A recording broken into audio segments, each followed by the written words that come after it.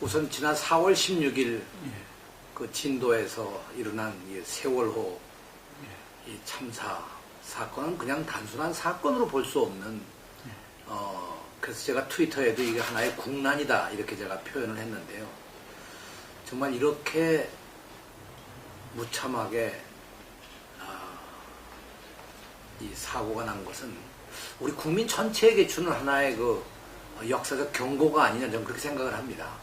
가령 우리가 조선산업에서 세계 1위였죠. 인터넷 사용이라든가 IT 분야에서도 세계 1위 아닙니까? 여기다가 뭐 수학경 시대를 하면 중학교 2학년의 경우에 전 세계 우리가 1등입니다. 뿐만 아니라 이 전체적으로 볼 때 경제 규모로 보더라도 우리가 1조 1천억 가까운 그런 수출 수입을 하는 무역 대국의 반열에 올라 있고 이런 상황에서 어떻게 이런 정말 어처구니 없고 믿을 수 없는 사고가 날 수 있었을까? 그런 생각을 먼저 하게 되는 거죠. 원인을 보면 어떻든 그동안 쭉 누적되어 온 하나의 불법, 탈법, 무원칙, 어떤 그 부실, 부정, 부패, 여기에 그저 눈 감아주고 적당히 해나가는 적당주의, 이기주의, 돈만 벌면 다 된다는, 사람보다도 돈 우선하는 그런 것, 속도, 이런 모든 것이 총체적으로 만들어낸 하나의 사건이 아니냐, 이렇게 생각하면 너무 가슴이 아픕니다. 저는 정말, 기성세대의 한 사람으로, 또 국정운영에도 참여했던 사람으로서, 이번 일에 대해서도 저 스스로가 너무 깊은 죄책감 때문에 지금까지도 선거운동도 제대로 못하고 왔습니다만 안타까운 건 어떤 이번 사건이 갖는 엄청난 이 희생자들에 대해서 그 유가족에 대해서 그 주변 사람들에 대해서 뭐라 말할 수 없는 그런 깊은 제가 슬픔을 가지고 위로와 애도의 말씀을 드리고 싶습니다. 한편으로 이제 김상곤 교육감님이 이 경기도지사 출마 때문에 이제 법률에 의해서 사임을 미리 하셔서 이것이 도의적 책임이 아니냐 이런 얘기를 하는데 저는 절대 그렇지 않다고 생각합니다. 이것은 무슨 사고를 예견할 수 있었던 것도 아니고요.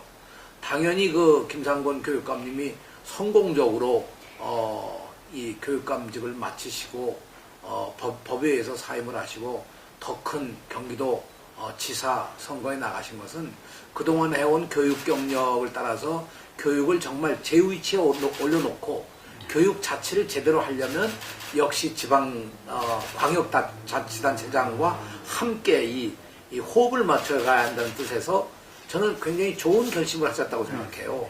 그래서 오히려 김상곤 전 교육감께 무슨 책임을 묻기보다 오히려 그분이 오히려 도지사로 나가심으로 해서 이런 문제들을 더 원만하게 풀어낼 수 있다고 하면 그것이 더 바람직한 일이 아니냐 이런 생각을 합니다. 이건 정말 어느 한 개인의 문제가 아니고요. 국가 전체에 관한 문제이고 오히려 정부와 청와대가 정말 이 문제에 대한 심각한 책임의식을 가지고 풀어나가야 할 그런 일이 아닌가 이렇게 생각을 합니다. 도대체 우리가 4월 16일 날 아침에 사고가 나서 텔레비전이 현장 중계를 쭉 하지 않았습니까? 도무지 현장 중계를 텔레비가 하면서 단 한 사람도 이 구명을 하지 못했다. 아마 이것도 세계의 아마 기록인 것 같아요.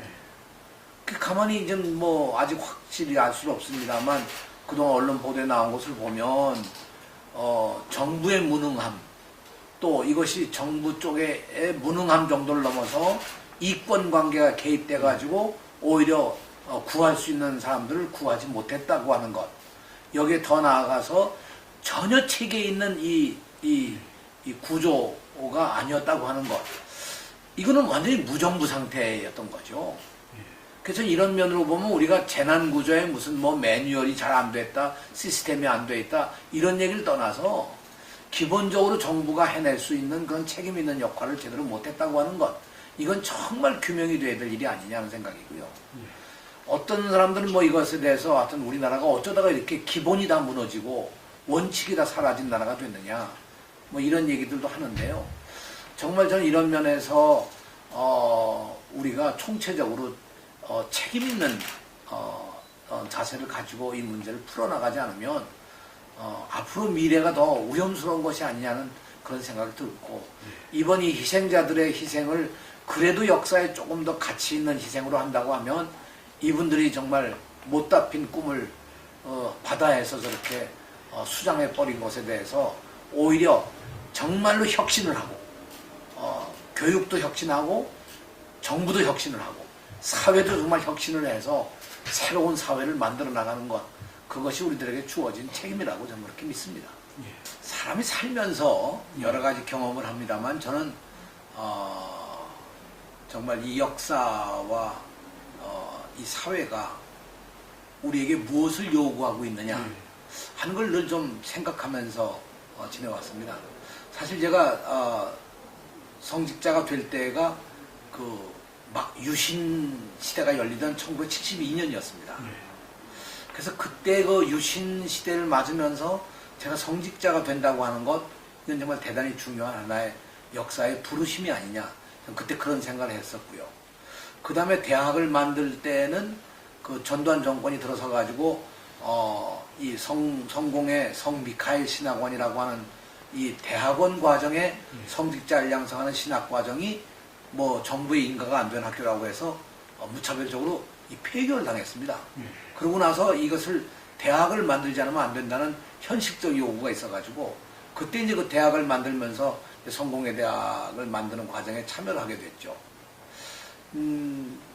그 이후에 제가 성공회 대학교를 어떻든 다른 대학과는 좀 다르게 만들어 보자 하는 그런 생각을 가지고 좀 더 대안적인 측면에서 어떤 변화와 새로운 그 어떤 도전 이런 것들을 생각하면서 대학을 추진해서 저는 그때 뭐 성공회 대학교를 진보 학문의 메카 뭐 이렇게도 평을 합니다만 그것보다는 어떤 정책적 대안, 학문적 대안을 찾는 그런 입장에서의 학교를 꿈꿨던 것이죠.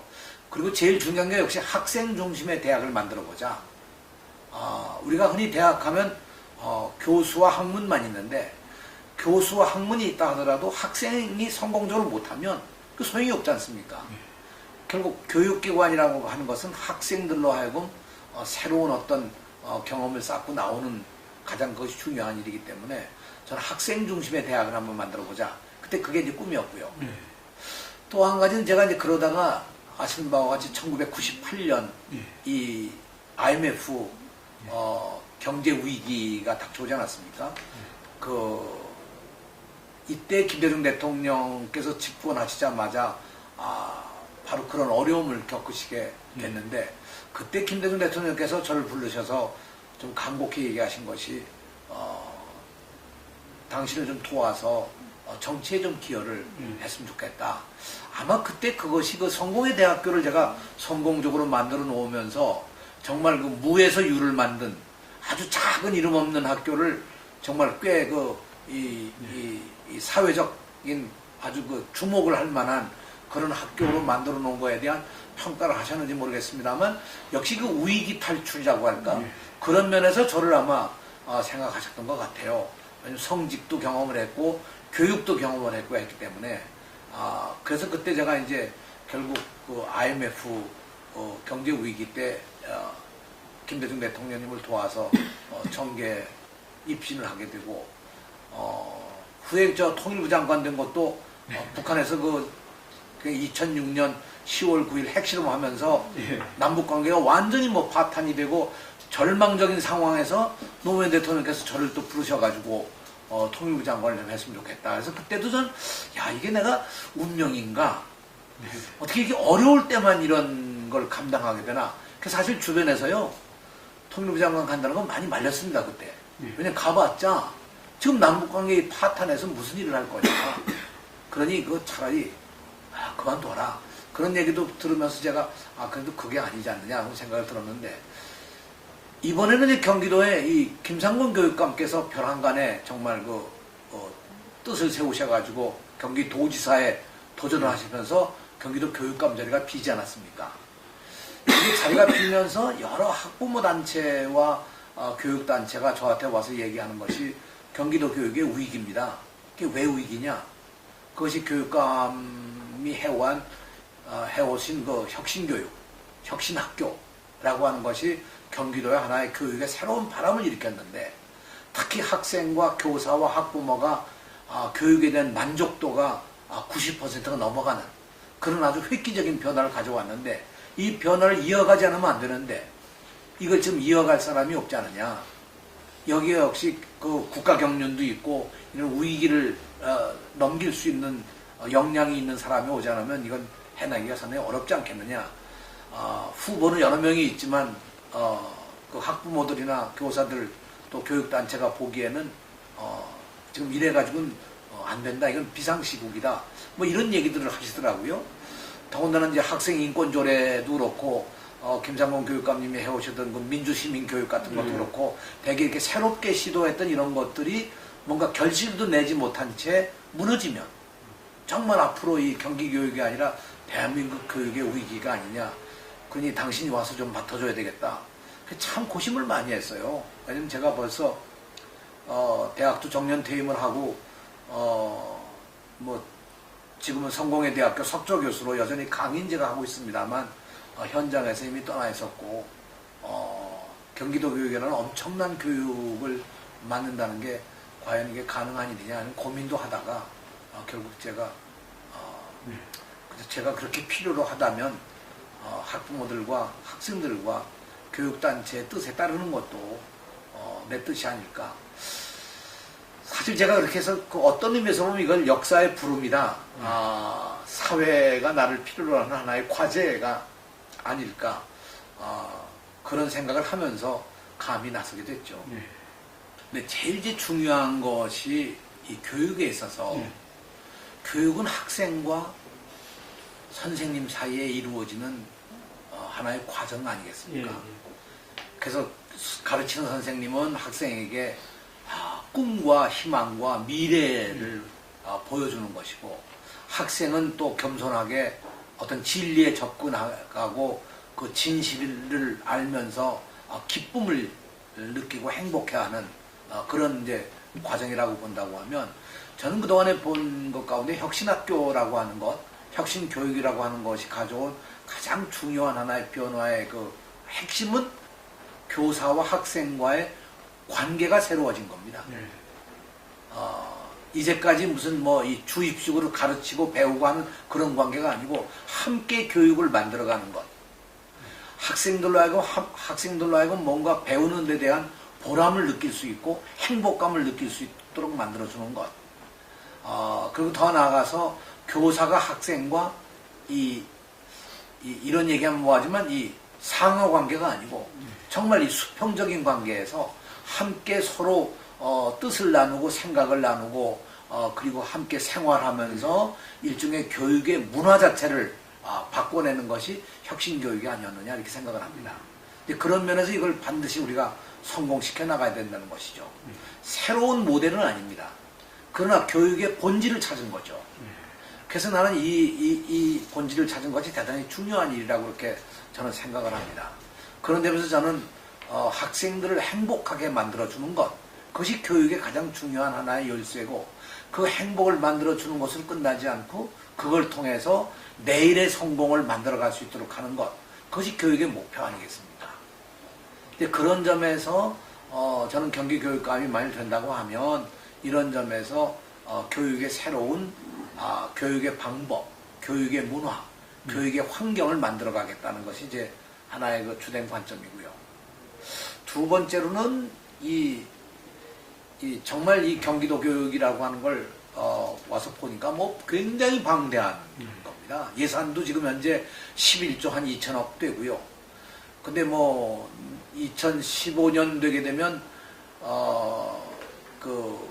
이 예산이 한 13조 이상 요구되는 이 엄청난 이 규모의 이 교육입니다.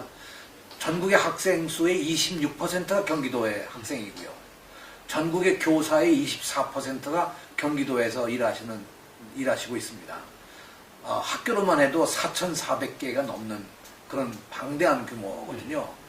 이런 규모의 학교를 운영해 나가려면 역시 그 예산의 확보라는 것도 굉장히 중요하기 때문에 이것은 어떤 의미에서 보면 이제 교육감이라고 하는 것이 단순히 교육자로서만이 아니고 이 모든 걸 잘 운영해 나가는 관리자, 어떤 의미에서 보면 CEO와 같은 그런 경영관리의 면에서도 굉장히 중요한 역할이 있지 않겠느냐 해서 저는 그런 합리적이고 효율적인 경기교육의 운영 체계를 함으로 해서 아까 말씀드린 교육 자체를 변화시키는데 기여를 하도록 하겠다는 것이 이제 제가 두 번째 가지고 있는 생각이고요. 세 번째는 역시 이렇게 나가려면 여러 가지 제도도 바뀌고 법적인 어떤 구조도 해야 될 것이고 이 경기도의 교육청만이 아니고 교육지원청, 학교체제, 인사 이런 여러 가지 것들이 교육을 구성하는 그 주변 환경들도 역시 혁신이 되어야만 될 것이다. 다만 교육과 학교만 혁신해가지고 혁신되는 것이 아니고 이걸 뒷받침할 수 있는 이런 제도적인 혁신도 우리에게 필요한 것이 아니냐. 그래서 제가 교육청으로부터 시작해서 학교에 이르기까지 전반적인 것을 적어도 이 혁신해 나가지 않으면 안 될 거라는 생각을 합니다. 예를 들어서 그 학교 운영위원회 같은 것이 있었거든요. 그것이 법률적인 하나의 그 조직입니다. 그러니까 학교마다 있어서 이게 꽤 여러 해 그래도 그동안 이어져 왔는데 실제로 오늘날 보면 학교 운영위원회가 제대로 그 역할을 하고 있는 거냐? 학교의 이 운영에 대한 어떤 심의기구로서의 역할, 교장과 교사들을 한편으로는 지원하고 한편으로는 뭔가 이 협조적인 관계를 만들면서 이 학교 운영에 어떤 책임 있는 위치를 하고 있느냐 하는 건 여러 면의 평가를 해봐야 될 일입니다만 부정적인 측면이 아주 많습니다. 이런 것도 제도적으로 보완을 해서 학부모들이 적절한 학교 안에서의 역할도 하고 특히 학부모들의 이 부담이 얼마나 지금 커요. 사실은 뭐 이 사교육비로부터 시작해서 엄청난 부담을 가지고 있고 당장 이번에 단원고등학교의 그 수학여행 때문에 세월호 사건도 있었습니다만 안전 문제에 대해서도 뭐 보통 학부모들 걱정이 아니거든요. 그러니까 학부모들이 안심하고 학교를 보낼 수 있도록 만드는 그런 과제들도 대단히 중요한 과제들이라고 생각합니다. 대략적인 네 가지 점에서 제가 교육감이 된다면 역점을 두고 일을 해나가야 되겠다는 생각이고요. 하나를 내가 더 붙인다면 사실 선생님들이 받는 이 스트레스가 이만저만이 아니더라고요. 요즘은 학생들로부터 받죠. 뭐 이 지도하는 교장이나 이 교육청으로부터도 받죠. 심지어 학부모로부터도 뭐 엄청난 이 압박을 받죠. 심지어 사회로부터도 뭐 여러 가지 그 압박을 받기 때문에 선생님들이 당당하게 선생님으로서 일하실 수 있도록 환경도 만들어 드리고 지켜드리고 제가 용어를 쓰기를 선생님을 섬기는 교육감이 되겠다 이런 말을 썼는데요. 정말 선생님들을 제가 섬겨서 정말 선생님으로서의 역할을 다 하실 수 있도록 만들어 드리겠다는 것도 제가 마지막으로 드리는 숫자를 헤아리면 뭐 5가지인데요. 이걸 역점을 두고 제가 교육감이 된다면 역할을 하겠다 이렇게 생각을 하고 있습니다. 우리나라의 전반적으로 정치인에 대한 불신과 이 회의가 참 높잖아요. 그러나 또 한편으로 보면 우리 사회에서 뭐가 제일 중요한 거냐? 그럼 되게 이구동성 말하는 게요. 하나는 교육이고 또 하나는 평화, 통일입니다. 이 남북 문제의 해결이 나야 된다. 근데 우리 사회가 언제부터인가 이념적 대립이 너무 강경하게 돼가지고 사실은 정치인에 대한 비판이 나오는 것뿐만 아니라 이 교육 자체가 너무 이념적 편향이 되면 문제가 있지 않겠냐 이런 주장들도 해오고 있는 것이죠. 그러나 저는 사실 정치권에 있으면서도 국회의원 할 때는 교육위원만 하면서 실제로 제가 뭐 유아교육법도 제가 입법해서 만들었고요. 사립학교법 개정안도 제가 입법 발의를 한 바가 있었고 전반적으로 교육의 제도적 개혁을 위해서 제가 무척 노력을 많이 했었습니다. 당시에 심지어는 대학의 시간 강사 문제를 해결하기 위한 안도 만들어보고 이 교육 현장에서 아주 정말 애를 많이 쓰는 이 조리사 같은 사람들의 이 아주 어려운 일들을 어떻게 법률적으로 해소할 수 있는가를 조리사협회하고도 아주 깊이 있게 제가 논의도 하고 해결해 보려고 했었거든요. 제가 그 정치권에서 오랫동안 해오면서 해온 일들이 대부분 다 국회에 있었을 때는 입법 과정을 통해서 사립학교법 개정안을 만들고 그리고 유아교육법을 만들면서 교육 5법을 제가 완성시키는 데 기여를 하고 뭐 대학의 시간 강사 문제를 해결하기 위한 제도적 장치와 함께 예산을 확보하는 일까지도 완성을 거의 다 했다가 제가 마침 연일우리당 창당을 해가지고 탈당을 하는 바람에 그 매듭을 못 쳤습니다. 거의 완성 단계에 이르렀는데도 불구하고 그 매듭을 못 쳤는데요.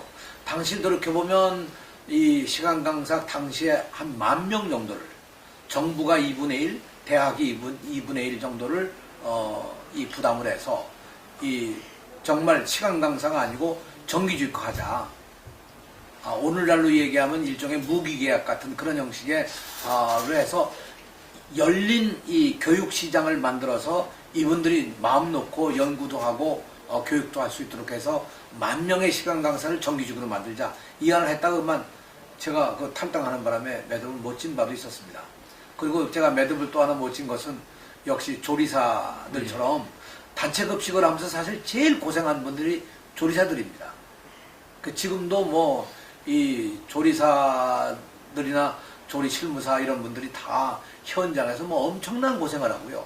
그러면서도 사실 교육의 일부를 담당하면서도 교육에 기여하는 데 대한 어떤 제대로 된 평가도 받지 못하는 그런 상황에 있습니다만 이런 분들을 어떻게 제도적으로 좀 더 확고한 위치에 있게 할 수 있느냐는 것도 하나의 과제입니다. 당시에 제가 이제 조리사협회 회장하고도 이런 얘기를 하면서 조리사들은 어떤 법제를 만들려고 그러다가 결국 성공을 못하고 물러나고 말았습니다. 근데 이제 제가 돌이켜보면 제가 정치권에 있었을 때 바로 이런 점들과 함께 사실 제가 통일부 장관 하면서 남북관계를 평화적 관계로 만들어가는데 결정적 기여를 하고 남북관계가 거의 국가연합 단계로 갈 수 있도록 만드는데 노무현 대통령을 도와서 제가 역할을 했습니다. 남북 열차 전기 운행도 제가 완성을 했던 거고요. 지금 돌아가는 개성공단의 기반시설 준공도 제가 다 이뤄냈고요. 금강산의 남북관계 서로 문화적 여러 가지 교류 협력을 상의해 갈 수 있는 상설 사무국도 만드는 걸 그때 완전 합의를 했는데 결국 그 이후에 정권 교체되면서 다 무산되고 말았습니다. 오히려 저는 경기교육에 있어서 특히 이 민통선 부근에 있는 김포, 파주, 연천, 포천 이런 지역들을 생각한다고 하면 제가 교육적으로 훨씬 더 평화교육의 면이나 여러 면에서 기여할 바가 좀 크다고 생각하고요. 정치인으로서 얘기한다면 제가 오히려 국회나 정부를 움직여서 우리가 미흡한 예산 확보라는 것도 해낼 수가 있지 않겠느냐 저는 이렇게 생각을 합니다. 예를 들어서 우리가 이 경기교육청의 경기도 전체 학생들을 위한 학교를 위한 예산 확보가 주로 내국세에서 옵니다. 지방교육재정교부금법에 의해서 우리가 20.27%를 내국세에서 받거든요. 이게 총체로 보면 한 41조 됩니다. 근데 경기도가 받는 게 한 8조를 받고 있거든요. 근데 계산으로 본다고 하면 실제 학생 수와 학교 수로 비례를 한다고 하면 최소한도 경기도가 4분의 1을 받아야 됩니다. 아까 말씀드렸습니다만 학생 수가 전국에 우리가 26%가 넘으니까요.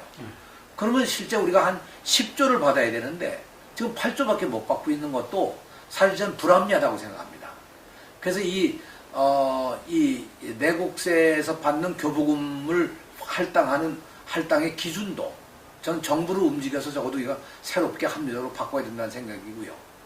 현재 몇몇 의원들이 입법 발의를 하고 있습니다만 제대로 된 우리가 교육을 만들어가기 위해서 예를 들자면 학급당 학생 수를 25명으로 한다든가 이 고등학교에도 의무교육은 하지만 일정한 부분 무상교육의 면을 확대해 간다든가 유아교육 같은 것도 좀 더 공교육으로 발전시켜 나간다든가 지금 이 시설에서 굉장히 뒤떨어진 낙후한 그런 시설들을 좀 제대로 해서 학생들을 위해서 공부할 수 있도록 한번 만들어 간다든가 하려면 최소한도 내국세 비율 20.27%를 25% 이상으로 늘려야 됩니다. 그래야만 OECD에 그저 우리가 한 중간 단계쯤을 갈 수 있을까 하는 정도의 로 올려낼 수가 있을 것이다 이렇게 생각하는 거죠. 그러려면 이거 정말 국회를 움직이지 않으면 정부를 움직이지 못하면 이거 다 못 해냅니다. 근데 실제로 저는 뭐 국정 경영도 해보고 국가 경영도 한번 해보고 국정 운영의 경륜도 가지고 있고 국회에서 교육위원으로 쭉 일을 더 해보고 이런 경험을 바탕으로 해서 1차적으로 금년 내에 이런 문제들을 해결해내지 않으면 안 된다고 봅니다. 그러려면 제 정치 경력이 오히려 경기 교육에 훨씬 더 필요한 경력이 아니겠느냐. 전 그렇게 주장을 하고 싶은 거죠. 그래서 저는 뭐 정치와 이 교육이라고 하는 것을 서로 떼놓고 가야 된다. 그건 그 원칙 아래 교육감 후보가 정당원이면 안 된다. 라고 하는 건 전 일리 있는 얘기라고 생각합니다. 제가 이 통일부 장관 할 때 이미 탈당을 했다가 잠시 노무현 대통령 정신을 기념하는 새로운 정당에 잠시 몸을 담았다가 뭐 벌써 한 2년 훨씬 넘게 제가 정치권에서 손을 떼었던 거고요. 그런 의미에서 저는 뭐 오히려 제가 가지고 있는 한 25년 넘는 제 교육 경력을 좀 더 높이 봐달라고 그렇게 말씀드리고 싶습니다. 교육에 있어서는 오히려 연령 문제는 저는 아니라고 생각해요. 가령 미국이나 캐나다나 선진국에서는 지금 교육자에 대해서는 우선 정년이라는 걸 다 없애버린 그런 상황이거든요. 근데 제가 이제 아까도 말씀하셨습니다만 교육감의 책임이 유, 초, 중, 등 고까지입니다. 유, 초, 중, 등 교육이죠. 유아교육을 꼭 빼시면 안 됩니다. 예, 알겠습니다. 제가 유치원 원장도 해봤고요. 예. 그리고 나가서 지금도 제가 법인으로 되어 있는 유치원의 이사장으로 제가 있기 때문에 유치원 교육, 유아교육 대단히 중요합니다. 제가 유아교육법도 입법 발의했다는 걸 아까 말씀드리고 유아교육법 만들면서 제가 화형도 2번 당하고요. 뭐 미술학원, 어린이집 뭐 이거 다 합의를 이끌어내는데 참 무척 고생을 했습니다. 사실 저는 이 교육계에서 사실 이것만으로도 저는 굉장한 평가를 받아야 된다고 생각을 해요. 유아교육 굉장히 중요한 것이고 제가 뭐 학원 강사도 한 1년 해봤고요. 사교육 분야에 대해서도 저는 남다른 경험이 제가 있습니다. 더 나아가서 제가 중학교를 못 가는 학생들을 위해서 중등과정을 제가 직접 한 3년간 무상교육으로 운영도 한번 지방에서 해본 경력이 있습니다. 근데 더 중요한 거는요. 고등학교 교육을 지배하고 있는 것이 대학 입시입니다. 그래서 제가 대학교육협의회 이사도 하면서 이 대학교육이 고등학교 교육을 지배하면 안 된다. 고등학교 교육이 정상화가 되려면 정말 대학 입시 제도가 근본적으로 바뀌지 않으면 안 되고요. 대학 입시를 고등학교 교육이 좌우해야 된다고 생각합니다. 이것은 정말 제가 그동안 경험한 바에 의해서 저도 제가 대학 입시를 치르고 대학교육협의회 이사를 하면서 여러 면의 이 대학 평가도 해보고 이런 걸 경험하면서 제가 느낀 거는 대학 교육을 좌우할 수 있는 힘이 고등학교 중등교육에서도 나와야 된다는 거거든요. 우리가 고등학교 입시를 없앤 이유가 중등교육에 대한 정상화였거든요. 그게 무슨 평준화가 아니고 학생들이 어떻게 마음 놓고 성장하고 자기 스스로가 가지고 있는 역량을 최대한 발휘해서 정말 자기 자신을 발견하고 자기를 발전시키는 창의력 있는 학생들로 만들어 나가느냐, 어떻게 창의적 인재를 만들어 가느냐, 그것이 우리가 흔히 얘기하는 평준화의 한 내용 아니겠습니까? 근데 우리가 이 평준화라고 하는 이야기 속에 잘못된 해석이 있어서요.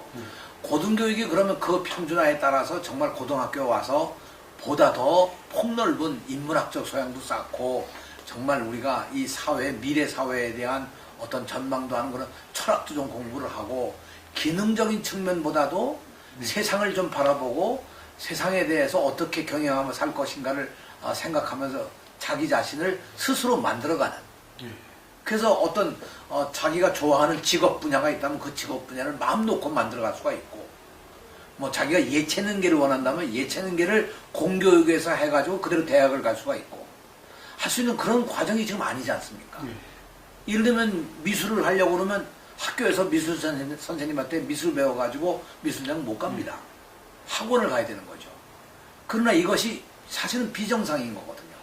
오히려 학교에서 미술 교육을 받으면서 미술의 어떤 천부적 재질이 있는 학생들이 학교에서 공교육을 통해서 미술 교육을 받고 자연스럽게 대학을 갈 수 있는 상황이 돼야 되는데 대학이 요구하는 것이 잘못됐다는 겁니다. 오히려 대학이 요구하는 것이 뭐 논술 요구도 그렇고 이런 여러 가지 분야에서 고등학교 교육을 완전히 왜곡시키고 온 것이 아니냐.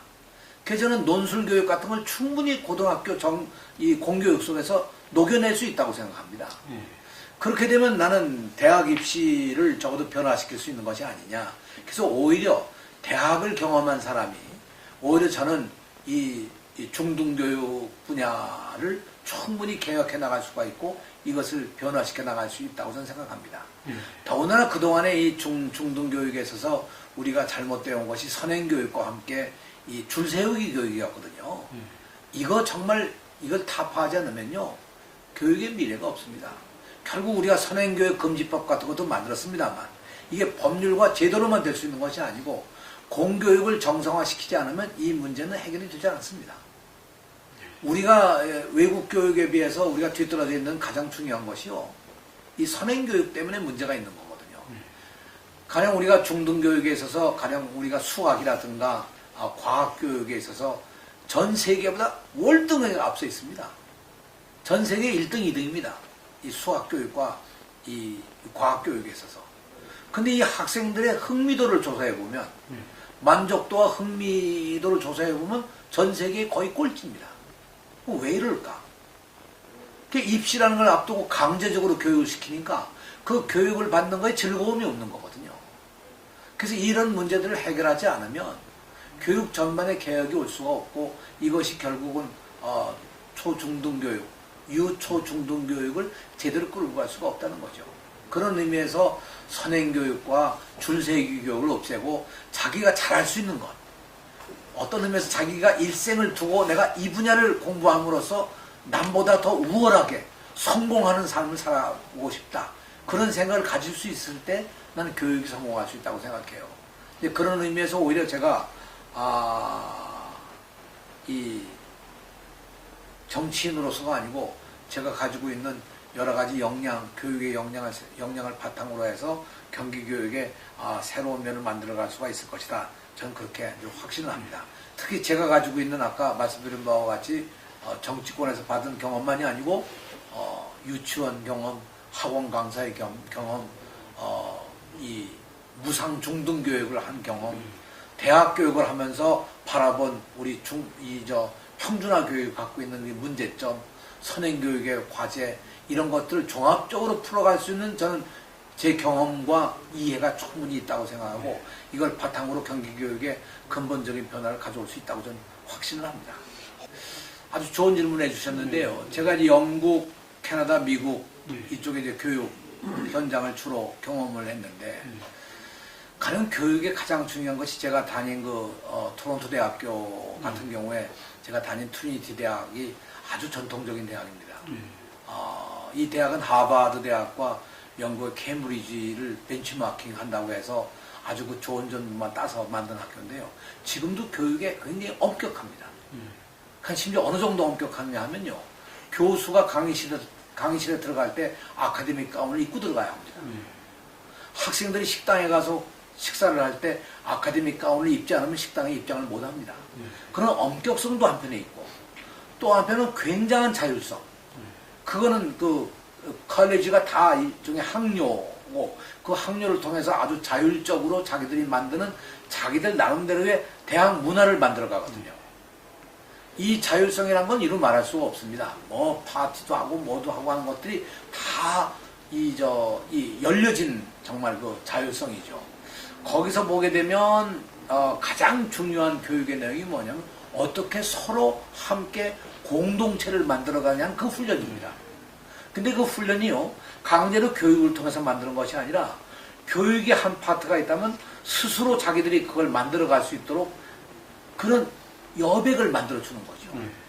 그러니까 대학 기숙사 같은 곳이 그냥 잠자고 공부하고 밥 먹고 생활하는 곳이 아니고 그 기숙사의 대학 문화입니다. 그래서 거기서 하는 문화가 공동체의 문화입니다. 그 저는 정말 외국의 유명한 그 사립 중고등학교도 보면 그것이 다 그런 문화들. 그러니까 어떤 학교는 체육 가운데 럭비를 잘하는 학교가 있는가 하면 어떤 학교 축구를 잘하는 학교가 있고 어떤 학교는 뮤지컬 같은 걸 만드는 좋은 학교가 있고 근데 그것을요 학교가 강제적으로 하는 게 아니고 자기들 스스로 자율적으로 해나가거든요. 그러니까 학교 공부가 끝나면 자연스럽게 자기들 스스로가 팀을 짜가지고 축구 시합도 하고 럭비 시합도 하고 그러는 이제 그런 환경. 우리가 땀 흘리고 몸을 부딪히고 그러면서 서로 친구가 되고 거기서 서로 이해하고 그런 게 없으면 지금 있는 왕따라든가 무슨 뭐 학교 폭력이라든가 이런 문제를 해결할 수가 없습니다. 이런 문제는 사실 저는 학생들 스스로가 해결할 수 있도록 만들어야죠. 제도나 혹은 학교가 뭐 압박하는 무슨 그런 방법으로 이게 해결될 수 있는 문제 아닙니다. 그런 의미에서는 그 선진국의 그런 문화, 교육 문화에서 우리들이 따올 수 있는 것, 이 공동체 교육이라고 하는 이거를 반드시 우리 사회에서 성공시켜 나갈 수 있어야 된다는 거죠. 저는 그 고등학교 입시를 없애고 평준화한 이유가 여기 있다고 생각합니다. 그 특성들을 못 살린 것이 대학 때문에 못 살린 거죠. 그래서 저는 이런 의미에서 지금 아까 말씀하신 바와 같이 외국의 선진적 교육이라고 하는 것 속에서 우리가 무작정 이게 해올 게 아니고요. 우리가 취할 수 있는 것이 있고 취할 수 없는 것이 있습니다. 좋은 것이 있고 나쁜 것이 있으니까 잘 취사 선택해서 해오면 저는 성공적으로 갈 수 있다고 봐요. 우리 그 경기도에 가는 흥덕고등학교가 있지 않습니까? 흥덕고등학교가 혁신학교로서 아주 대단히 성공적인 예의 하나입니다. 그 이유가 가령 수학여행도 거기는 학생이 10명, 15명이 선생님과 함께 따르고 합니다. 학생들이 직접 인터넷으로 조사해서 어디로 가면 좋겠는가를 논의를 합니다. 어떻게 가는 게 좋으냐? 숙소는 어떻게 정하느냐? 가서 뭘 볼 거냐? 어떤 걸 토론할 거냐? 해서 뭐 펜션도 머물기도 하고 민박하기도 하고 야영도 하고 백두대간 종주도 같이 선생님과 하고요. 그 결과 나온 것이 뭐냐고 그랬더니 그 결과 나온 것이 학생들의 폭력이라는 게 거의 없다는 거죠. 그리고 학생들 스스로가 그걸 만들어 나간다는 겁니다. 저는 그런 점에서 나는 흥덕고등학교 이에는 선진국 어디에 내놔도 손색이 없는 그런 공동체 교육을 만들어낸 학교라고 봐요.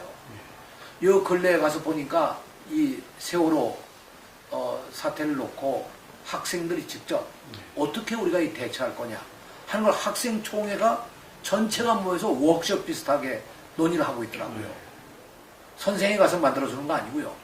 학생 전체가 우리가 어떻게 했으면 좋으냐. 그 피해당한 학생들은 어떻게 우위로 할 것이며 같은 학생으로서 이걸 어떻게 극복해 나갈 것이며 하는 문제를 이렇게 논의한 걸 보면서 저는 이 이해가 영국이나 뭐 카나다나 미국에 있는 어느 학교보다도 전 굉장히 앞서가는 모습을 보이고 있는 것 같아서 정말 그 자부심이 생겼습니다. 그냥 충분히 우리의 가능성이 있다. 우리 내부에. 이런 것들을 잘 활용하면 좋은 미래를 만들어갈 수 있다고 저는 그렇게 아주 확신을 합니다. 네, 아주 중요한 말씀이실 때 경기도가 그야말로 정말 넓고 다양합니다.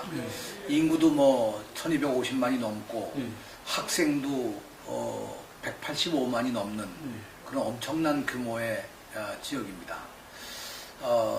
이 강남보다 더 강남 같은 그런 신도시도 지금 뭐 아주 여러 곳에서 발전돼 가고 있고요. 그런가 하면 아까 말씀하신 바와 같이 민통선 주변에 이 접해 있는 그런 아주 지역도 있고 도농복합으로 돼서 그 지역 내에 같은 지방자치단체지만 갈등이 있는 곳도 있고 그런가 하면 아주 강원도보다도 더 산골 같은 지역도 있고 이 교육지원청의 경우도 엄청난 규모의 거의 한 도의 교육청과 같은 규모의 이 교육지원청이 있는가 하면 아주 소규모의 교육지원청도 있는 아주 다양한 겁니다. 저는 이 다양성을 정말 이 경기교육의 활력으로 만들어낼 수 있지 않을까.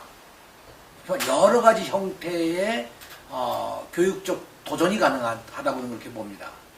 그래서 혁신학교라고 하는 것도 획일적인 게 아니고 정말 다양한 형태의 혁신학교의 모델들을 만들어갈 수 있지 않을까. 저는 결코 어느 한 군데 가령 성공한 사례가 모든 곳에 적용돼서 성공할 수 있다고 생각지는 않습니다. 이미 경기도 내에 282개의 그 혁신학교를 만들어 왔는데요. 그럼 이런 경우에 그 학교들이 다 어느 학교든지 다 이 소통될 수 있는 학교다. 저는 그렇게 생각지는 않습니다. 오히려 새로운 교육 형태들을 만들어 나가고 교육 방법론을 만들어 가야 된다 하는 생각이고요. 예를 들어서 저는 이번에 세월호 사건을 보면서 우리에게 안전교육이라는 게 굉장히 중요하다고 생각하는데 사실 안전교육은 넓은 의미에 보면 평화교육입니다. 우리가 평화교육하면 괜히 남북관계의 정치적 의미로 생각하는데 그게 아니고 사실 인간과 자연과의 관계, 인간과 인간과의 관계, 인간과 사회의 관계, 또 이 시민과 국가의 관계, 지금 나오는 이런 여러 가지 안전조치에 대한 것들에 이르기까지 모든 게 다 사실은 평화의 개념 속에 들어가 있거든요. 그래서 평화교육이라는 면만 하더라도 대단히 중요한 하나의 일부분이 될 수 있다고 생각합니다. 그래서 이런 거를 사실상 좀 더 넓게 펴나갈 수 있는 것이 저는 이 포천, 파주 이런 지역이 미래 남북 관계가 잘 돼서 박근혜 대통령이 말씀하시는 이 통일 대박론이라든가 이런 거나 마찬가지로 정말 미래지향적인 어떤 평화교육 한다고 하면 그거는 정말 이 파주, 포천, 연천 이런 지역에서 오히려 더 적극적으로 해낼 수 있는 일이 아니겠습니까? 안전교육이라고 할 때 이거는 또 여러 지역적으로 우리가 나눠보면 산업지역이면 산업지역에서 안전교육을 생각할 수도 있을 것이고 또 이 교통 문제라는 건 또 그거 우리가 생각할 수 있고 해안가에 접해 있는 경기도의 지역에서는 이번에 선박 피해가 있습니다. 선박 피해에 대한 문제도 우리가 더 깊이 연구하면서 만들어낼 수 있는 하나의 과제라고 저는 그렇게 봅니다. 이런 것을 어떻게 좀 더 우리가 이 안전교육에서도 해낼 수 있을까 하는 하나의 과제가 될 것이고요. 이런 여러 지역적 특성에서 특별히 저는 생태 친화적 교육 같은 것도 우리가 좀 더 발전적으로 한다면 생태 친화적인 혁신학교의 모델도 만들어 놓을 수가 있을 거라고 생각합니다. 이런 것이 단순히 대안학교라든가 혁신학교만이 아니고 일반 학교들이 그런 프로그램들을 다 만들어가면서 실제로 혁신학교보다 훨씬 더 좋은 프로그램을 일반 학교에서도 만들어낼 수 있다고 저는 보는 거거든요.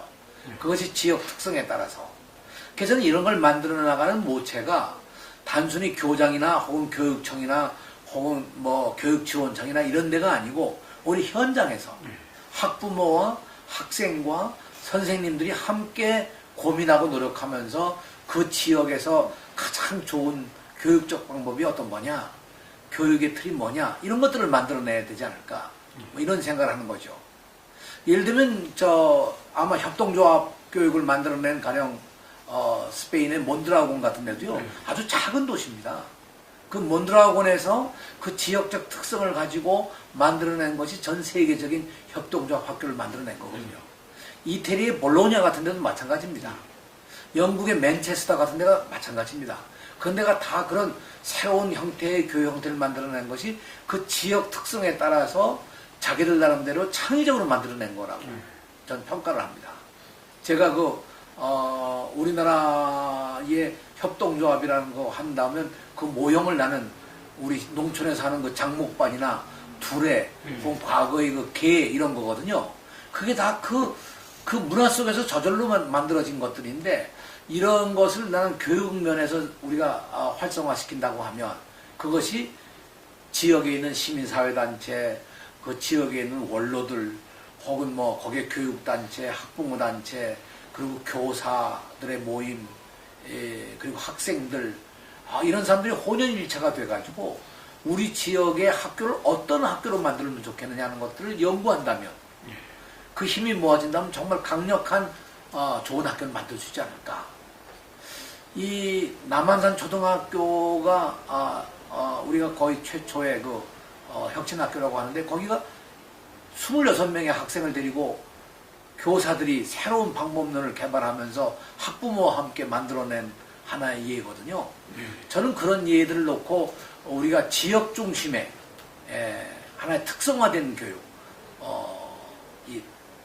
를 만들어 나간다면 특성화라고 하면 또 이제 자칫 또 이 특성화 고등학교하고 오해할지 모르겠습니다만 지금 제가 드리는 말씀은 정말 그 지역적 특성을 잘 살려내는 학생들의 어떤 그 전망을 전망을 만들어갈 수 있는 그런 공동의 노력을 해 나간다면 정말 경기도에 좋은 교육 발전을 만들어낼 수 있다고 생각하고 경기도가 그걸 성공적으로 만들어내면요 대한민국 교육을 변화시킬 수 있습니다. 실제로요 서울은 거대한 서울이라는 이 기득권과 하나의 서울이라고 하는 하나의 그 틀 속에서 벗어나기 어려워서 서울은 사실 교육 변혁을 만들어내기 어렵습니다.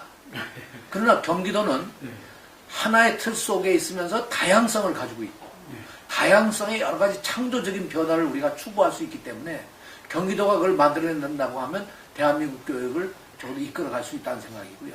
그런 의미에서 저는 경기도 교육이 단순히 경기도를 위한 교육, 경기도만을 위한 어떤 사고를 가지고 가면 안 된다고 생각합니다.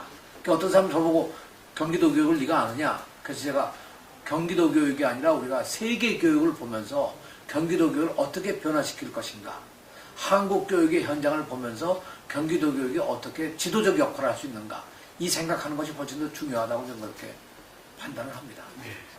그 경기도는 이제 그 시민사회단체가 한 200여 개 시민사회단체가 이제 모여서 경기교육희망연대라는 걸 만들고 이 조직이 이제 그 우리가 흔히 얘기하는 진보교육감 후보회를 단일화하자 이런 이제 운동을 벌였죠. 이게 뭐 지난번에도 그렇게 성공적으로 했었고요.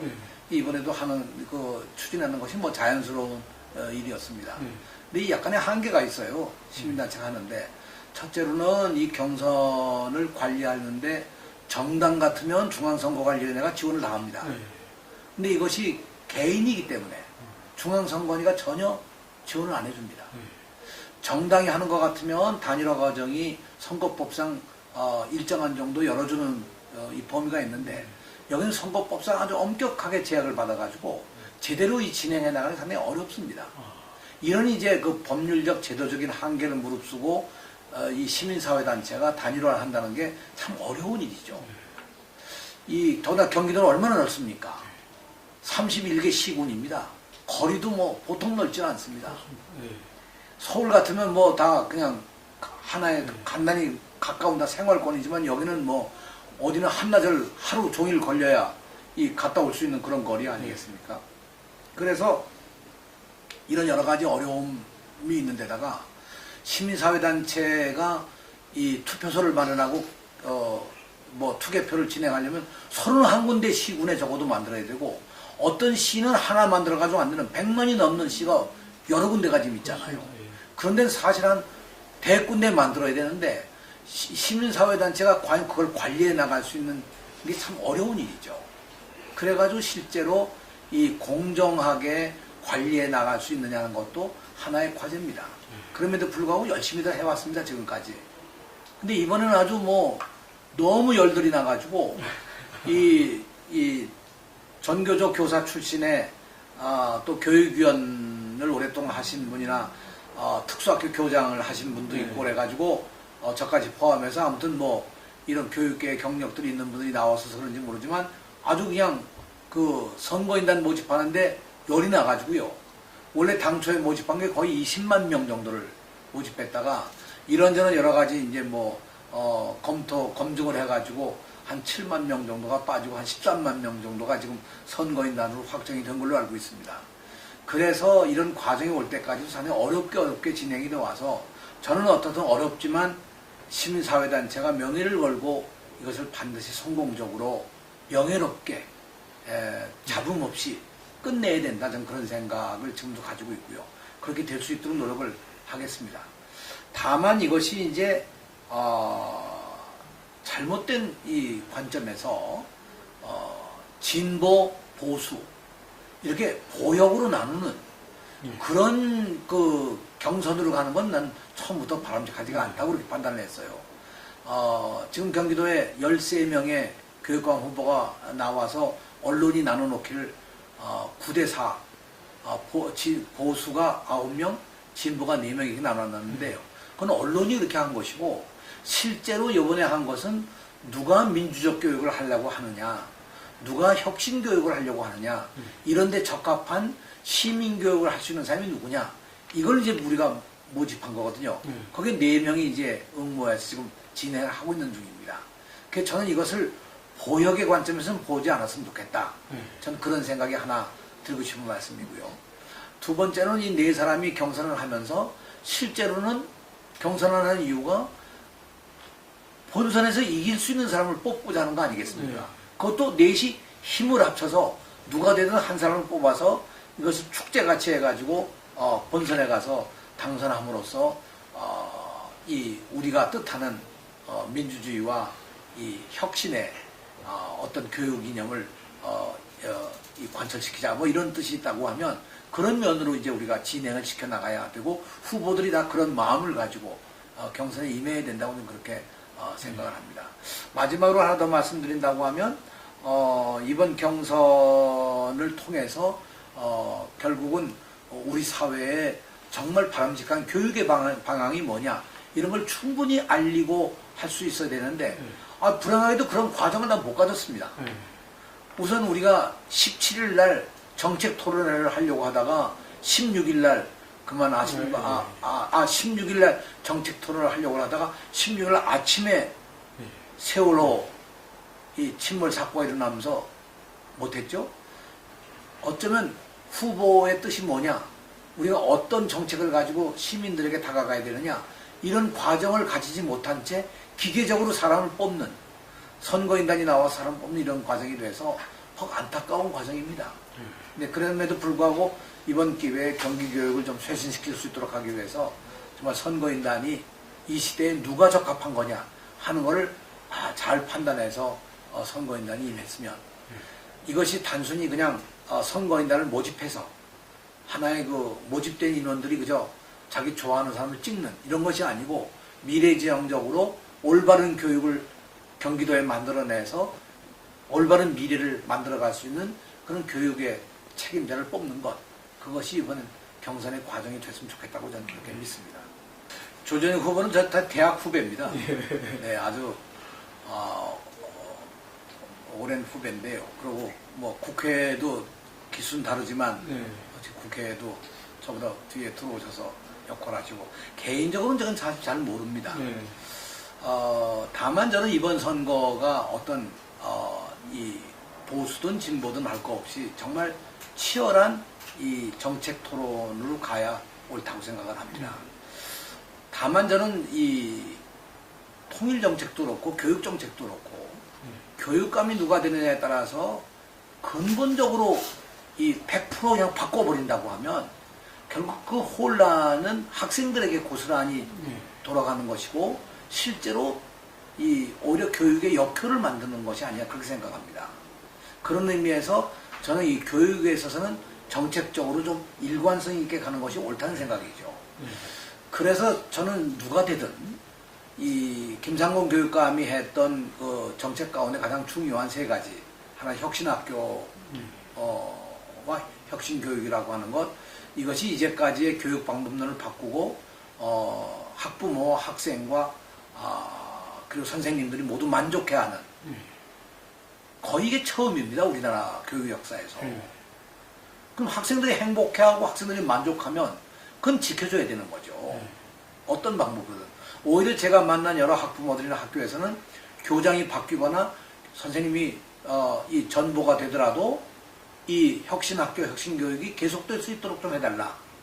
또 이것이 초등학교 졸업한 다음에 혁신학교로 그대로 넘어갈 수 있도록 연계교육 시스템을 좀 만들어달라. 이런 얘기들을 많이 해오고 있는데, 만일 이 혁신학교를 그저 근본적으로 다 없애버리겠다.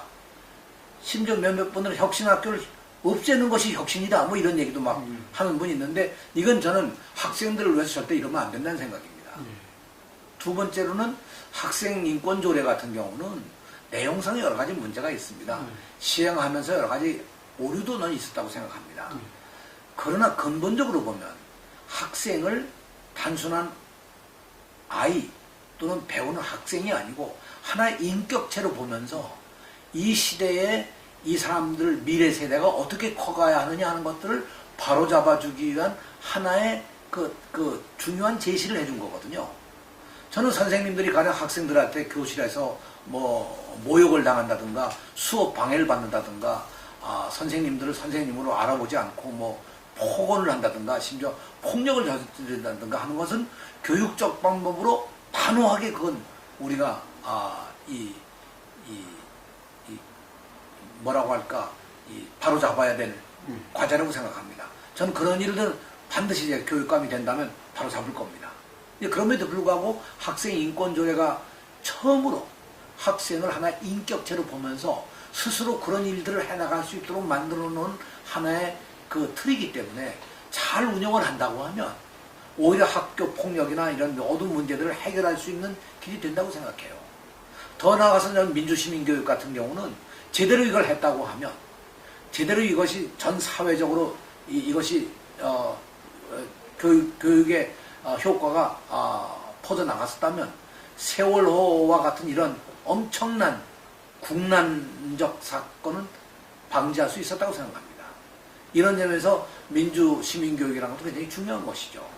저는 정책적으로는 아까도 제가 말씀드렸습니다만 어떻든 학생 중심의 교육, 학생이 행복할 수 있는 교육, 그래서 학생이 내일의 성공을 이룩하여 나갈 수 있는 것, 그 성공이라는 것이 우리가 어른들이 생각하는 이런 기존의 이런 성공이 아니고 그가 기쁘게 생각하고 보람있게 살 수 있는 자기의 미래를 만들어갈 수 있으면, 그래서 저는 이런 캐치프레이즈를 제가 내걸었거든요.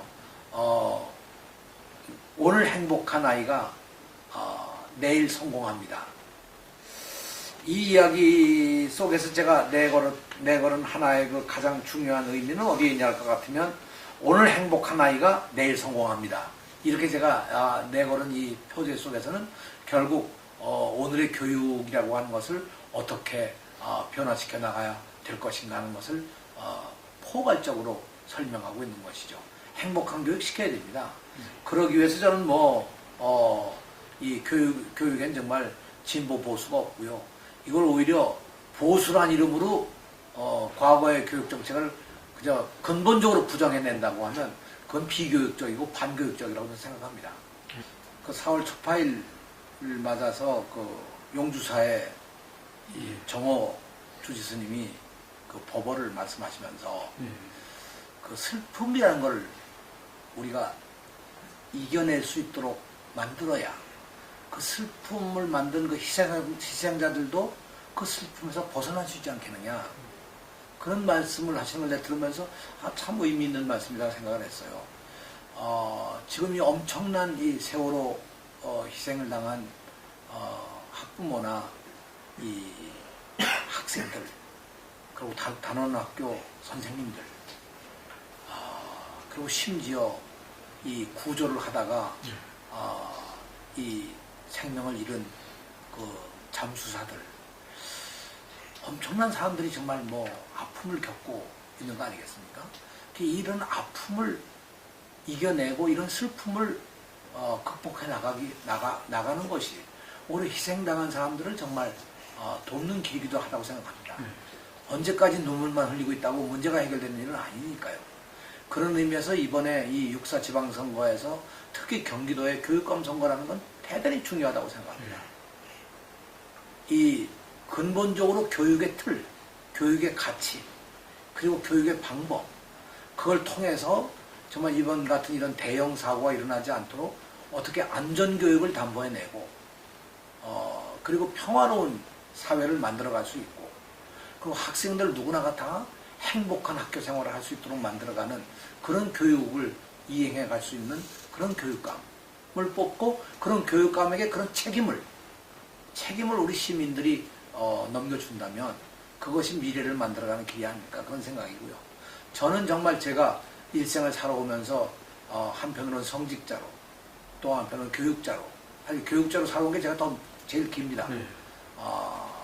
25년 넘게 제가 교육자로 살아온 교육의 경험, 또 정치인으로서 제가 국회 교육위원회 통일부 장관으로 역임한 이런 여러 가지 경륜들을 제가 바탕으로 해서 정말 경기 교육이 경기도만이 아니고 대한민국 전체 교육을 변화시키고 나아가서 세계 교육에도 우리가 하나의 지표를 만들어낼 수 있는 그런 교육을 제가 일생의 필생의 마지막 사업으로 생각하고 일을 해보고자 합니다.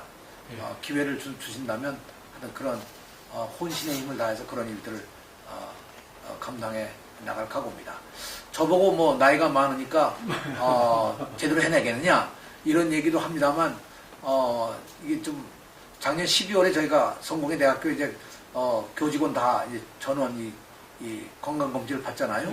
건강검진 결과 제가 신체 연령은 제가 60세입니다. 그래서 앞으로 제가 10년은 더 일할 수 있는 그런 체력을 가지고 있다는 걸 말씀을 드립니다. 아유, 네, 고맙습니다.